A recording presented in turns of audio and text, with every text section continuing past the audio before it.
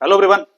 अभी हम डिस्कस करेंगे एलपी सीबीटी 1 के 26 तारीख के पहला शिफ्ट में जो क्वेश्चन आया था उसको बेहतरीन अंदाज में सही तरीके से, जो आप एलपी और एलपी सीबीटी 2 हो या टेक्नीशियन जो भी एग्जाम आने वाला है इसमें आपको पूरा फायदा करेगा, क्योंकि सेम शिफ्ट बोल रहे हैं, सेम पैटर्न पे आपको क्वेश्चन देखने को मिल सकती है। ठीक है, तो बिना टाइम गवाए इसको शुरू किया जाए। चलिए, क्वेश्चन क्या बोला जा रहा है? क्वेश्चन बोला जा रहा है यदि एक सम बहुभुज में 20 विकर्ण है तो इस बहुभुज में भुजाओं की संख्या क्या होगी। सबसे पहले तो आपको यह जानना जरूरी है सम बहुभुज में विकर्ण की संख्या कितना होती है। विकर्णों की संख्या डायरेक्ट लिखता हूं मैं, विकर्णों की संख्या की बात करेगा तो क्या होगा ये बताइए। संख्या की बात होता है sir n into n minus three बट्टा दो होता है। क्या होता है n into n minus three बट्टा दो, ये आप दिमाग में रखेंगे। ठीक है, आपको क्या किया गया है यहाँ पे, ये नहीं बोला गया है जो n नहीं दिया गया है, यहाँ पे नंबर ऑफ विकर्ण दिया गया है, n पूछ रहा है। प्रभु यदि 20 दे रखा है ये, तो 20 बराबर क्या हो जाएगा, ये इधर आ जाएगा तो 40 हो जाएगा। हाँ या ना बताइए, एक ही बार लिख दो, 20 गुने 2 40 बराबर क्या n into n minus three. अब यहाँ पे क्या करें, एन स्क्वायर करें? नहीं, यहाँ पे देखिए आप सिंपल सा, ये दोनों कितने के डिफरेंस में है, n और n माइनस थ्री 3 के डिफरेंस में है। हाँ या ना बताइए, है ना? अब बताइए हमको, ये 40 को आप 3 के डिफरेंस में तोड़ सकते हैं? प्रभु एकदम तोड़ सकते हैं। 8 पंजे 40, तो देखते ही 40 देखते ही दिमाग में आएगा 8 पंजे 40। 8 और 5 में डिफरेंस कितना है, 3। 8 गुने 5 है ना, तो यहाँ पे n into n minus three. अब क्या करेंगे सर, बराबर होगी बात, यहाँ भी 3 के डिफरेंस में, यहाँ भी 3 के डिफरेंस में। अब बड़े वाले को बड़े से कंपेरिजन कर दीजिए, छोटे वाले को छोटे से कर दीजिए। तो यहाँ पे n और n माइनस थ्री में बड़े कौन है, n, इसमें कौन है 8, तो या तो इसको करिएगा तब भी n 8 ही आएगा, और जब छोटे वालों को छोटे करेंगे तब भी वही होगा, n माइनस तीन बराबर क्या करिएगा 5, तब भी इधर जाएगा तो ये n बराबर 8 ही हो जाएगा। तो सिंपल कहानी कौन सी, बड़े वाले को बड़े कर दी, n बराबर 8 आ गया, आंसर विल बी बी।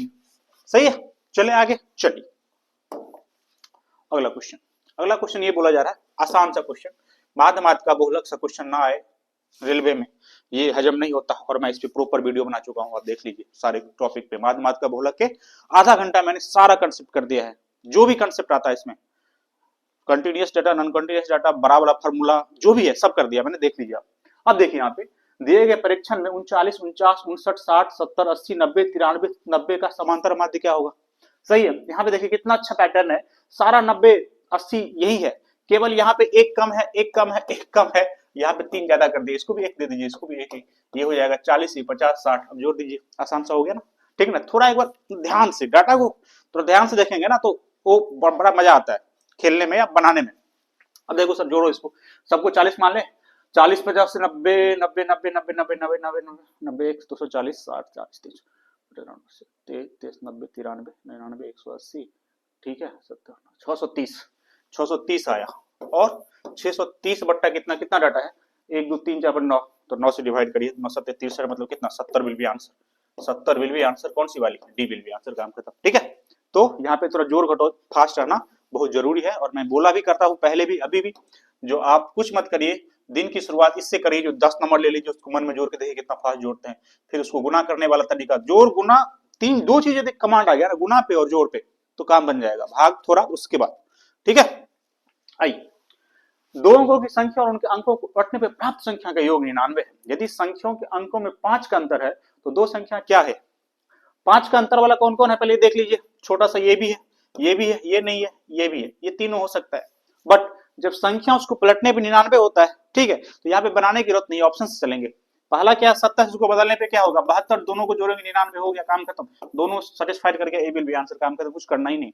यहाँ पे ये नहीं मानना है 10x प्लस वाई या फिर y 10y प्लस x, ऐसा कुछ नहीं करना है। जो संख्या है उसको पलट के देख लेंगे, और दोनों का अंतर 5 है, मतलब दोनों कंडीशन सेटिस्फाइड है, मतलब काम बन गई, अब आगे कुछ करने की जरूरत नहीं है। तो थोड़ा फास्ट करेंगे हमेशा। देखिए ये छोटा सा सवाल, एक चीज मैंने देखा है, हमेशा देखा, अभी क्या देखा है, कभी भी टीसीएस एग्जाम लेगी, जो शिफ्ट में पहला शिफ्ट में रहेगा वही क्वेश्चन दूसरा शिफ्ट में रहेगा, थोड़ा सा डेटा को इधर उधर कर देगा, जोड़ घटा गुना, इतना ही बड़ा बड़ा क्वेश्चन सब शिफ्ट में पूछा उसने। अब बताइए ये कोई बात हुई है, बताइए।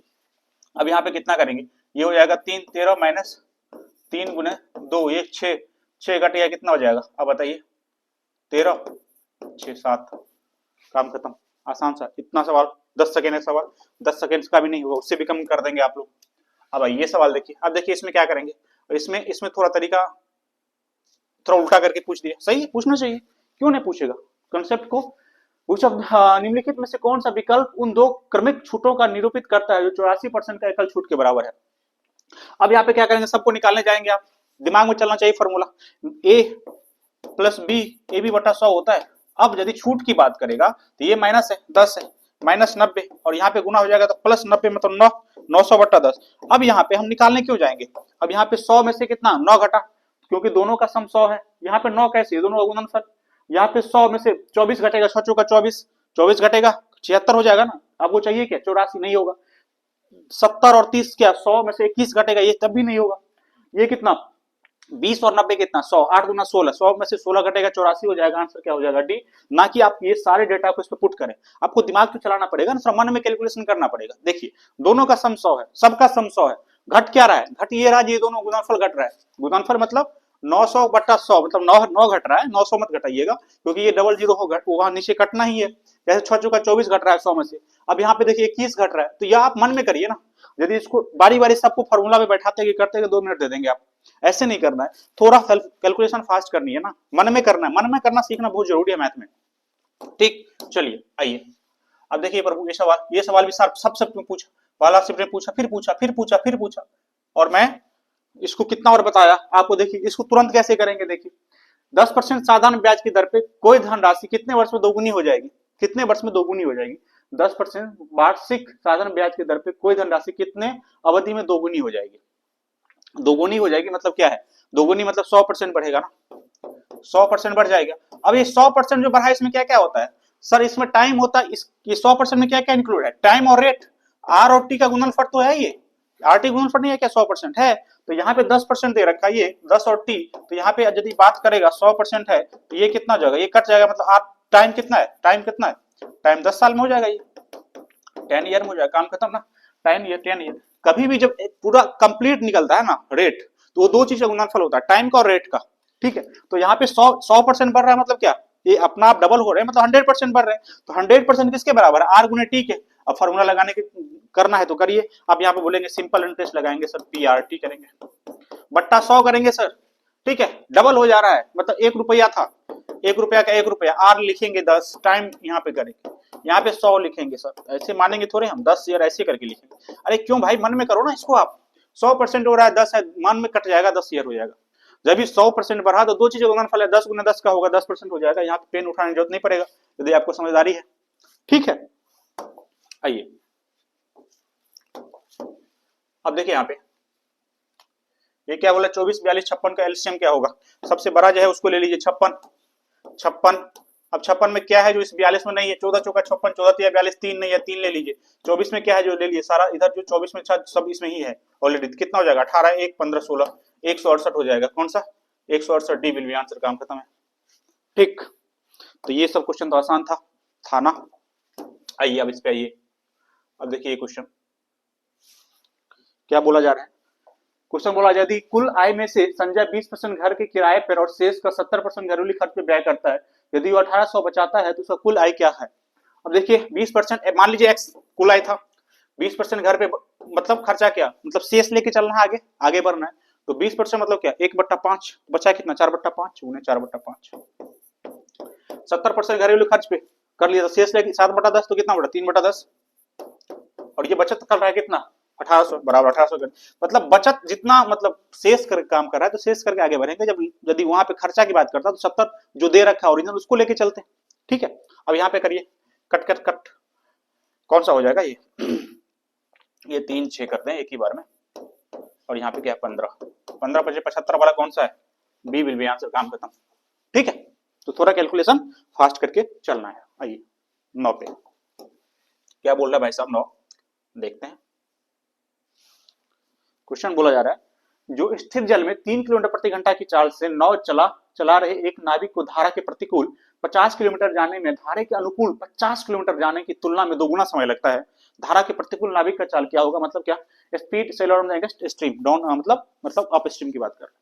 अब देखिए टाइम दे रखा है, दोनों डबल टाइम कितना होता है, दूरी बट्टा चाल, तो 50 किलोमीटर दोनों तरफ जा रहा है, कोई दिक्कत ही नहीं है, बट्टा कितना हो जाएगा 1 हो जाएगा, 3 प्लस भी मान लेते हैं, और दूसरा 50 बट्टा क्या 3 माइनस भी, किसको डबल लग रहा है टाइम, टाइम किसको डबल लगा, ये डबल लग रहा है, तो इसको बराबर करने के लिए इसको बराबर करने के लिए इससे करेंगे, हाँ या ना, क्योंकि ये ज्यादा टाइम लगेगा ना, ये ऑब्वियस बात है, माइनस करें तो ज्यादा होगा अमाउंट, इसको बराबर कर डबल टाइम, इसको डबल से गुना कर दिए। अब यहाँ पे कटी, ये 50 कटा, इधर क्रॉस होगा 6 माइनस 2 ही प्लस 3 प्लस भी बराबर कितना, इधर ये आएगा 3, कितना गलती किया क्या मैं, 3 प्लस भी 2, 6 प्लस भी 3 इधर जाएगा, बी उधर जाएगा, तो बी बराबर 1 आ जाएगा, 1 आ जाएगा। बोल क्या रहा है आपको बोल रहा है धारा के प्रतिकूल, मतलब डाउन अप स्ट्रीम की बात कर रहा है, तो भी यदि 1 आ गया तो ये कितना आ जाएगा, 3 माइनस 1 कितना 2 का बात कर रहा है, और यदि आप 2 वाला 1 में ये आ गया, ए विल बी आंसर, सही है। और यदि यहाँ पे डाउन स्ट्रीम की बात कर देता तो 3 प्लस 1 4 हो जाता आंसर, ठीक। ऑप्शन में हम रहते तो पहले 4 देते, क्योंकि अब वहां पे उस शब्द में आप उल्टा फेरा करने की संभावनाएं है। अब देखिए ये सवाल, अब ये सवाल क्या बोल रहा है, ये सवाल बोल रहा है 297 गुने 303 का मान क्या होगा। यहाँ पे गुना नहीं पूछ रहा आपसे, यहाँ पे आपको पूछ रहा है ए प्लस बी और ए माइनस बी आपको लगाने आता कि नहीं चेक करना चाह रहा है आपसे। कैसे सर, यहाँ पे 300 माइनस 3 इसको लिखेंगे और इसको क्या लिखेंगे 300 प्लस 3। अब बताइए ये ए प्लस बी और ए माइनस बी हो गया, ए स्क्वायर 300 का स्क्वायर मतलब कितना 9000, 90,000 माइनस क्या 9, यहाँ पे घटेगा कितना आ जाएगा, सी हो जाएगा आंसर, एक वाला सी हो जाएगा ना, हाँ ना भाई, एक होगा ना, ये 899 तो होगा, बताइए 9999 हो जाएगा बीच, ठीक है। तो यहाँ पे आपको गुना करने की जरूरत नहीं थी, यहाँ पे क्या चेक कर रहा था आपसे, आपको ए प्लस बी इंटू ए माइनस बी आता है कि नहीं, ठीक, और लगाने भी आता है कि नहीं, यही बात। आइए 11 पे आते हैं। अब देखिए सर ये सवाल देखिए, ये सवाल सब सही है, मतलब इसमें थोड़ा आप मतलब सोच सकते हैं, थोड़ा टाइम लग सकता है, और जितना आप स्मार्ट हैं सोचने में तुरंत कर देंगे। 1 से 70 तक दोनों संख्या को सम्मिलित किया जाता था, कितना प्रतिशत संख्या, इकाई अंक 1 और 7 है, इकाई अंक दिमाग में रखिएगा, 1 2 से 10 तक में। अब इकाई अंक कितना आया 1 और 7 वाला, एक आया होगा, एक 7 आया होगा कहीं पे, तो 2 हुआ। अब यहाँ पे 11 12 13 अप टू क्या 19 20 लिखेंगे। अब यहाँ पे भूल से भी इसको इकाई नहीं मत मान लीजिए, दहाई है ना भाई, यहाँ पे स्टार्टिंग में तो यहाँ भी 1 आया होगा, एक जगह 7 17 आया होगा, तो सारे जगह पे 2 बार, इसमें भी 2 बार, इसमें भी 2 बार, 7 70 तक, तो 70 तक में भी क्या आ जाएगा 2 बार ही आएगा, उसमें भी 2 बार ही आएगा, आएगा ना, इकाई का ही बात कर रहे हैं ना, तो 2 बार आएगा, तो कितना बार आया 2 बार 14 बार आ गया, 14 बार आ गया ना, 1 से लेके 2 3 17 में जब लिखेंगे आप 70 मतलब 61 से लेके या 70 लिखेंगे, तो यहाँ पे एक जगह केवल आएगा क्या 6 7, तो यहाँ पे भी 2 बार, तो 14 जगह आएगा। नंबर कितना है 1 से 70 कितना 70 संख्या, तो 14 70 कितना 14.70 20% है, तो कितना परसेंट हो जाएगा 2 इसमें 2 इसमें 2 इसमें 2 इसमें, मतलब कितना 14 बट्टा कितना 70 गुने 100 करेंगे, 14 पंचे 70, यहाँ के आ गया 20% आ गया भरपूर, तो 20% आंसर आ जाएगा, ए विल बी आंसर 11 का, ठीक है। अगला क्वेश्चन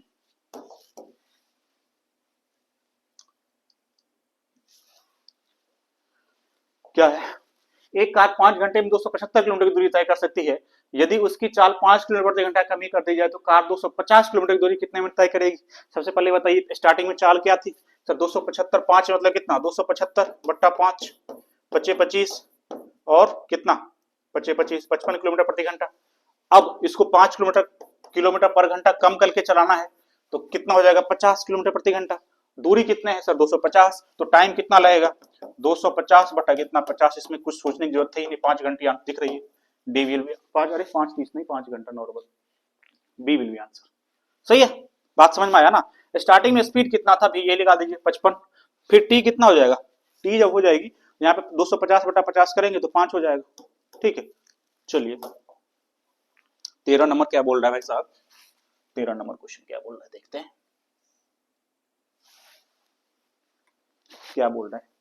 ए बी को 20% के लाभ पर एक साइकिल बेचता है, बी इसे 25% लाभ पे सी को बेचता है, यदि सी 1500 भुगतान करता है तो ए कितना भुगतान किया गया। आसान सवाल तो है सर। ए मान लीजिए स्टार्टिंग में 20% लाभ मतलब 1/5 मतलब 6/5, फिर इसको 25% मतलब 1/4 मतलब कितना 5/4।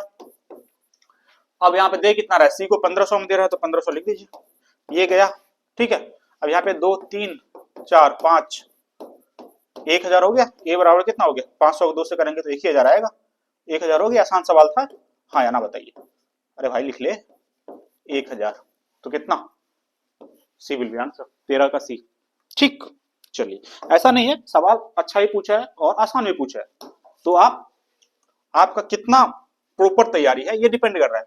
ऐसा ऐसा सवाल में आप गलती यदि कर रहे हैं तो आप सिलेक्शन से दूर जा रहे हैं। हार्ड सवाल पूछ रहा है, एक दो गलती हो गई तो काम चल जाएगी, यदि आसान पूछा जा रहा है उसमें गलती हो गई तो फिर दिक्कत है। अब आइए, अब इसको बोल रहा है ए बी, तो यहाँ पे इसका सिंपल तरीका ए लिखिए बी लिखिए, बी और सी, ए बी कितना 3 और 2, इसके सामने बी सी के सामने 3 और 2, इस जो ब्लैंक है उसके जगह पर जो सामने वाला हो लिखिए 2, यहाँ पे क्या 3, अब यहाँ पे 3 तिया 9, ये कितना 6 और ये क्या 4, 9 6 4 कौन सा है, 9 6 4 कौन सा है, 9 6 4 सी विल बी, 14 का आंसर क्या हो जाएगा सी, 14 सी। चलिए आइए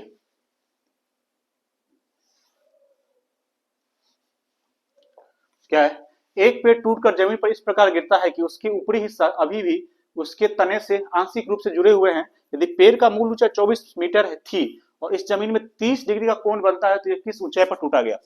आसान सवाल, आसान सवाल। कैसे? ऐसा पेड़ था, कुछ ऐसा पेड़ था, सही है, स्ट्रेट। अब यहाँ पे तोड़ेंगे इसको, ये टूट के कुछ ऐसा गिर गया, ठीक है। अब एंगल बना रहा है कितना भाई साहब, ये 30 डिग्री जमीन के साथ 30 डिग्री बना रहा है। तो बोला जा रहा है यदि पेड़ मूल पेड़ का 24 था, मतलब यहां से लेके ये 24 था, 24 था, मतलब ये दोनों का लंबाई 24 है, ठीक है। अब कैसे करेंगे, 30 डिग्री यदि है तो सामने क्या लिखेंगे, एक ये √3 और ये 2, हाँ या ना, पता है ना। ये यदि 30 होता है तो क्या लिखते हैं सर, 30 डिग्री यदि होगा तो ये 1 होता है, ये √3 होता है, ये 2 होता है। यदि 60 होता है तो क्या होता है, 60 होता है, ये √3, ये 1 और ये 2। 45 यदि होगा तो क्या होगा, ये 1 और ये 2। कैसे, क्योंकि tan 30 1/√3, ये 1/√3 हो गया। tan 60 √3/1 होता है तो √3 ये 1 हो गया, ये 2 होता है। 2 कैसे, ये दोनों का स्क्वायर करेंगे तो कर्म होगा ना, ठीक है। अब देखिए बोल क्या रहा है, बोल क्या रहा है, क्या चाहिए उसको, कहां से टूटा, मतलब 1 का वैल्यू चाहिए। दे किसका रहा है, 3 का, ये किसका 1 और 2, 3 का वैल्यू कितना दे रखा है क्वेश्चन में, 3 का वैल्यू दे रखा है 24, 1 का वैल्यू कितना 8 दे रखा है 8, तो क्या हो जाएगा सी विल बी आंसर, 15 का सी, 15 का सी। आइए अब देखिए क्वेश्चन क्या बोल रहा है, क्वेश्चन बोला जा रहा है इसमें 12 सेंटीमीटर त्रिज्या वाले एक ठोस धातु के गोले को पिघला कर 2 सेंटीमीटर त्रिज्या वाले छोटे गोले बनाए जाते हैं तो कितने गोले निकलेंगे? ठीक है, गोले डिपेंड किस पे कर रहे हैं, केवल और केवल किस पे, आर पे, हाँ या ना, ठीक है। तो कितने गोले निकले, मतलब बड़े वाले का आयतन बटा छोटे वाले का आयतन, बड़े वाला आयतन जो है छोटे वाले में भी है, बस आर का डिफरेंस है। तो आर का डिफरेंस है मतलब क्या, 4/3 पाई आर क्यू करेंगे तो बड़ा वाला आर क्यू, और नीचे में करें n बराबर, और नीचे में करेंगे 4/3 पाई आर छोटी वाली आर क्यू, तो नीचे आर क्यू, क्योंकि 4/3 पाई तो दोनों में कटना ही है, तो लिखने की कोई मतलब बनता ही नहीं है। अब एग्जाम में भी ये नहीं लिखेंगे, एग्जाम में हम सिंपल देखेंगे 12 के 12 गुने 12 गुने 12, 2 गुने 2 गुने तो नीचे, आप बता 6 6 6 हो गया। अब यहाँ पे हम क्या करेंगे, 12 गुने 12 गुने 12 लिखेंगे और नीचे में 2 गुने 2 गुने 2 लिखेंगे भाई साहब, तो ये 6 हुआ, 6 हुआ और ये 6, मतलब क्या 216 हो गया, 216 हो गया, सी विल बी आंसर, काम खत्म, ठीक है। चलिए अब ये सवाल एक सा ऐसा मतलब ग्राफ बड़ा सा बना दिया सारा शिफ्ट में, मगर इसमें क्वेश्चन में कोई जान ही नहीं है, कुछ जान ही नहीं है क्वेश्चन में। अब देख लीजिए सोमवार और मंगलवार मिला के टीवी सेट कितने इकाइयों में उत्पादन किया गया, सोमवार को 200, 300, 500 हुआ, इसमें क्या ही ग्राफ, मत पूछो इस सवाल, यदि इतना मेहनत की हो ग्राफ आप बनाने में तो कुछ परसेंटेज पूछ लिया करो भाई साहब, कुछ तो पूछ लिया करो जिसमें 1-2 सेकंड लग जाए, है बताइए। ऐसा लेवल क्वेश्चन क्यों सेट करते हो मेरे भाई, जोड़ घटाओ गुणा भाग का क्वेश्चन 1 2 नहीं 4 5 डाल रहे हो आप, ठीक है। क्वेश्चन सेट आसानी मानेंगे इसको, नहीं मानेंगे आप बताइए। उस बेलन का कुल पृष्ठ क्षेत्रफल क्या होगा जिसके आधार त्रिज्या 7 ऊंचाई 12, इससे सवाल आसान हो सकता है क्या, आए बताइए। 2 पाई आर, आर प्लस एच होता है कि नहीं, 2 पाई आर कितना दे रखा है आपको, आर दे रखा है 7, आर प्लस एच कितना हो गया 19, अब दोनों गुना कर दीजिए ना, आए बताइए, इससे आसान सवाल हो सकता है। 266 होगा, दोनों गुना कर 14 19 36, 266 पाई, आए क्या दिक्कत है, ठीक। चलिए अब देखिए फिर गुना, मतलब इस शिफ्ट में तो कुछ जान था ही नहीं भाई साहब, 26 तारीख की पहला शिफ्ट है, मैथ में तो कोई जान हमको नहीं दिखा, ठीक है। अब देखिए यहाँ पे ये क्या होगा 0.002 पॉइंट, मतलब 1/2 करेंगे गुना कितना जाएगा 0.001, कौन सी वाली होगी 0.2, डी विल बी आंसर, ठीक। नेक्स्ट क्वेश्चन लास्ट था, चलिए तो ये हो गए, आसान था, ठीक है, निपट गया जल्दी। अभी के लिए इतना ही, थैंक यू वेरी मच।